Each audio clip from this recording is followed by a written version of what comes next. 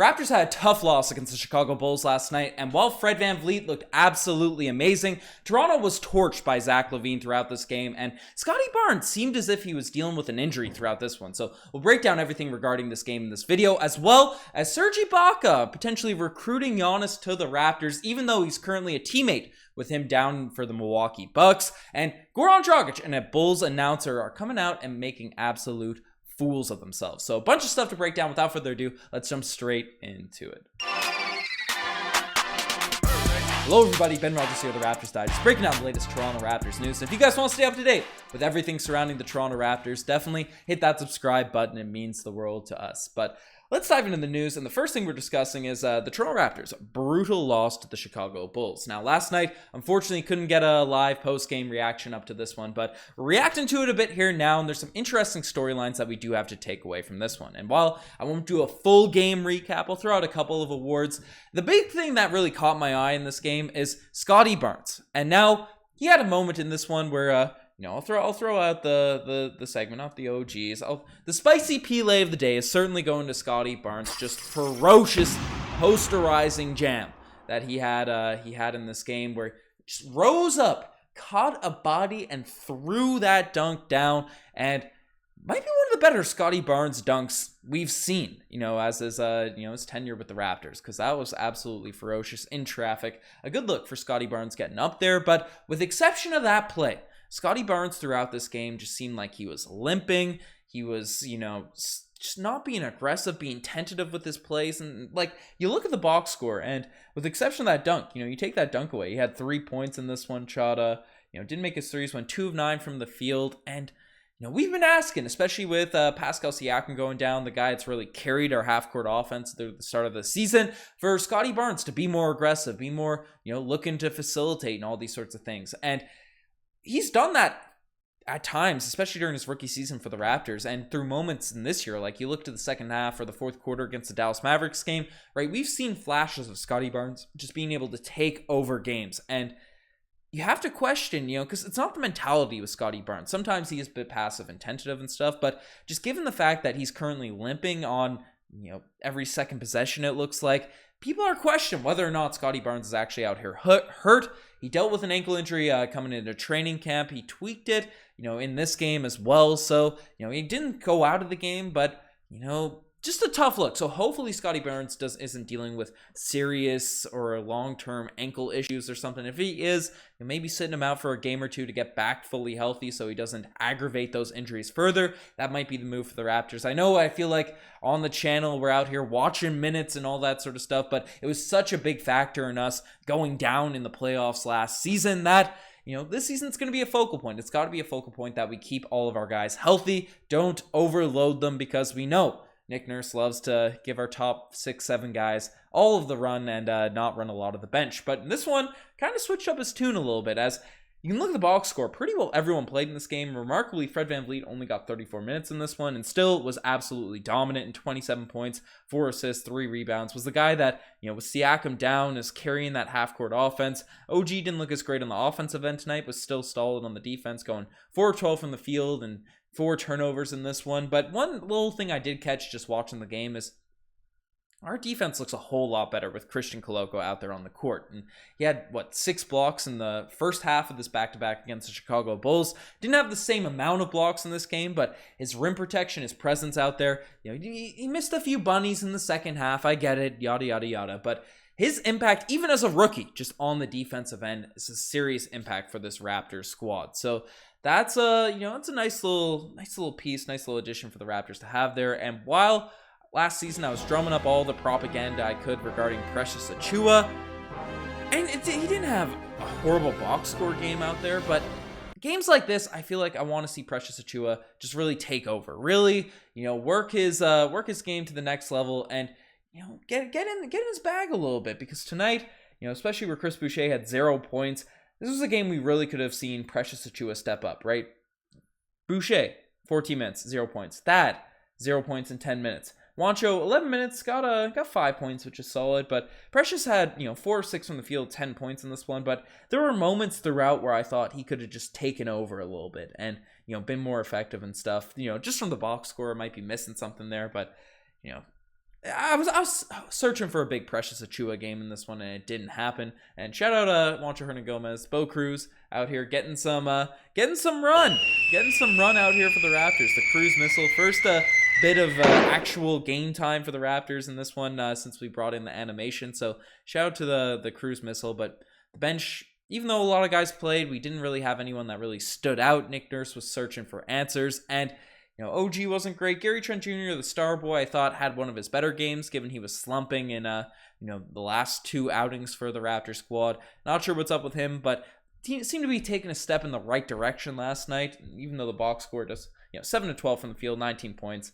This is the Gary Trent Jr. we're hoping to get. I thought Fred and Gary and Koloko had solid games in this one. With the exception of those guys, no one really stood out in my eyes in terms of having a proper impact. But the real worry about this one is Scottie Barnes continuously limping out there. It seems to be getting worse game by game now. So, rolled his ankle in this one again. So hopefully Scottie Barnes is all right. And that's, I'm not worried about another loss to the Chicago Bulls. They're a good team, back-to-back. We've had a brutal schedule to start off this year, and we're still top 4 in the Eastern Conference, which is remarkable. Now, we got to squash some of these easier teams coming up. We play the Rockets tomorrow night. We'll see how all that goes, but I think the Raptors are in a really good place. So I'm happy. We're through the toughest part of our season right now. That now hopefully we can really rack up some wins and make that chase for our top 3 seed, as I've been predicting to start off this year. But that's I won't dive too much into this Raptors loss. Let's get into a little bit more news, and this one has a lot of Raptors fans excited. And Serge Ibaka coming out with a "How hungry are you" promotion and saying,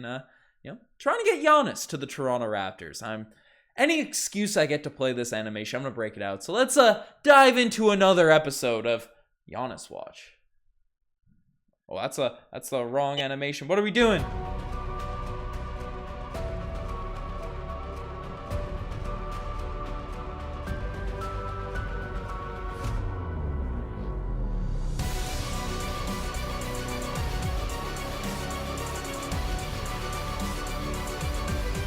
That's right, we got another episode of Giannis Watch coming out. Any excuse I get to play that animation, I'm gonna bust it out, because that was a classic staple in the queue for Raptors Digest, 2019 era. But, Serge Ibaka's coming out with some promotional video on how hungry are you, and bringing up some, those rumors that got us all excited regarding Giannis Antetokounmpo. I'll just play it here now. One day, Giannis will play for the Toronto Raptors. True or false? me, bro. Serge, why are you doing this to me, man? Serge Ibaka's out here knowing how to get some eyeballs onto that episode of How Hungry Are You. He knows his fan base, his home is with the Toronto Raptors, even though he's down there in Milwaukee playing for the Milwaukee Bucks. Serge Ibaka knows where his loyalty stands, and he asked Giannis. He asked him, will you play with the Toronto Raptors? And now I am remarkably excited to see where this one goes, where this one rocks out with. And Giannis has said, he wants to win championships. I know the Milwaukee Bucks are great this season and all that sort of stuff, but maybe somewhere in the future, Scottie Barnes continues to develop. We have an open max roster space. I know we signed that super max with Milwaukee before they won the chip and stuff, but I don't know. The dream is still alive. And Serge Ibaka, the Bucks made a mistake bringing in a Masai secret agent or a double agent into their squad, because we know Serge Ibaka's whispered into Giannis Antetokounmpo's ear, hey, Toronto's a great city, man. Won a championship there. They'd embrace you. Think about the love you'd get. A country behind you. So, I don't know. I'm going to keep pushing that. That's the biggest propaganda I think we've ever pushed on the Raptors Digest. Trying to speak into existence, to manifest Giannis coming to Toronto, and Serge Ibaka's out here helping that push. So salute to our champion Serge Ibaka. But that's not the only bit of news we gotta talk about in this one. And the next thing we're talking about is Goran Dragic and the Bulls commentator just out here acting cringy, acting foolish, and following the Raptors win against the Chicago Bulls. Dragic decided to make a little Instagram post. He decided to, some one of those sliding picture things, and he threw this one out here. A little silencing of the crowd. He had 16 points in his first game against the Raptors back in a Chicago Bulls uniform, and decided to throw out a little silence, quiet in the crowd. Obviously, he was rained on with boos throughout that game, and while the Chicago Bulls got a loss, he still felt the need to post something like this because he got 16 points. And you know what? Good for you, Goran Dragic. Good for you, man. You got the L in that game. I know you guys got the best of us in the second one, but you're on a team that's below the Raptors. I know you have higher aspirations and all that sort of drama and nonsense, but Dragic is out here. We got the Thaddeus Chattius Young in here. Got the Chad Thad, the Virgin Dragic. The memes always out here cooking, but I'm gonna roast Goran Dragic any chance I have. But the real cringy thing that I saw following these series of games against the Chicago Bulls was the Chicago Bulls announcer. Now, I didn't pull up the full TikTok, but he was out here making some weird comments on a TikTok, just a really cringy, not funny video, making fun of Toronto Raptors player names, saying OG, O.G. is that the original gangster or something, and then not his his name where it came from and stuff, saying Gary Trent Jr. roasting his dad for being a nobody. Why did they name him Junior?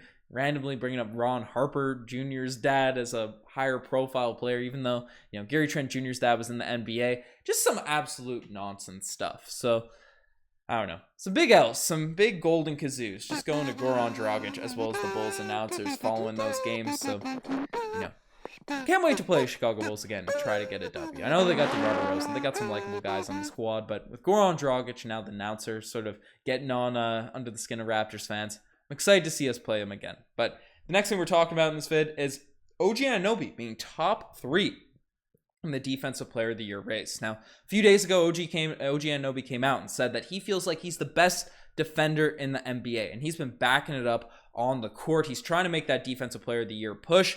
He's out here leading the league in steals, clamping up guys left, right, and center, and he's getting recognized for it. He's getting recognized for it as NBA.com's Defensive Player ladder.